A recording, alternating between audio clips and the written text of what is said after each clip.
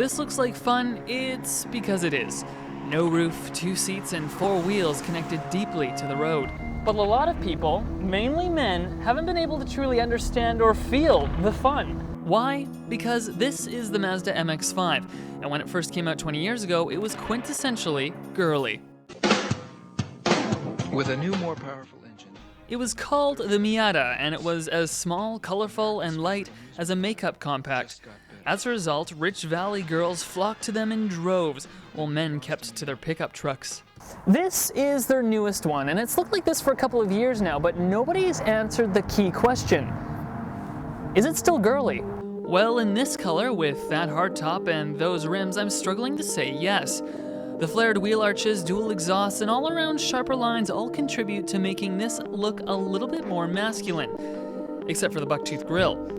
I've asked many people if they thought it was a girly car, and the response has been mixed. You have no idea how tough it's been being ridiculed by those closest to me. They still say it's a girly car, and those who disagree don't quite go out of their way to say it's a all-and-out barroom brawler. Instead, it's more of a ballroom brawler. But even still, Mazda has managed to sell over 900,000 of these things around the world, putting it in the Guinness books. An impressive feat for something that is not a volume seller. You know what? It's all meaningless because they've all missed out on one crucial thing about this car: the drive.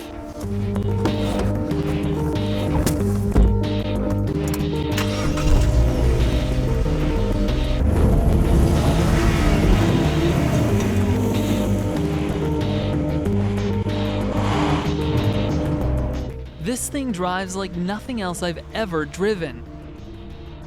Mazda never intended this thing to appeal to rich valley girls of California.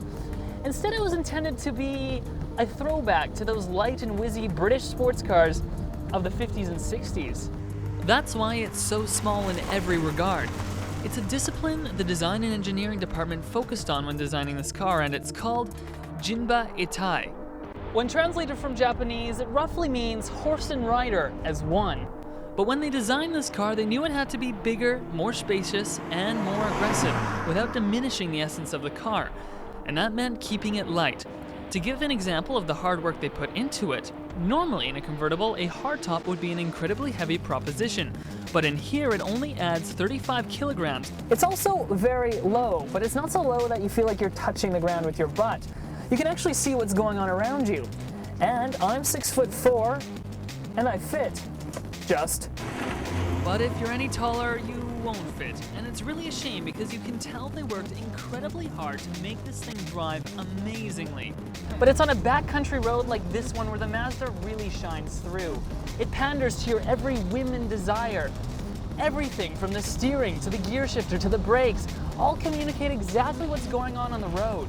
And despite being a sporty roadster, the ride is astonishingly smooth. Mazda could have put a huge engine under the hood, but they didn't. It's actually a little 2-liter 4-cylinder. It produces 167 horsepower, 158 if you buy an automatic.